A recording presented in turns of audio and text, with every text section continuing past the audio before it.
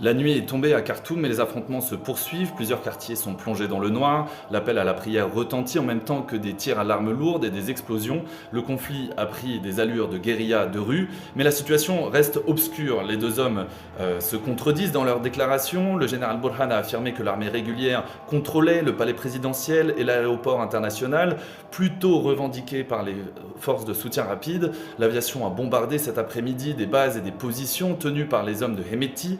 De son côté, le chef des paramilitaires assure que ses troupes ne s'arrêteront pas tant qu'elles n'auront pas le contrôle de l'ensemble des bases militaires du pays. Après avoir assailli ce matin la base de Meroé dans le nord du pays, les RSF ont tenté cet après-midi de prendre d'assaut les aéroports des grandes villes du Darfour. Depuis des mois, les deux camps avaient recruté de nombreux soldats et miliciens dans les communautés de la région. C'était l'une des craintes majeures que le conflit entre deux hommes ne se répande à tout le pays.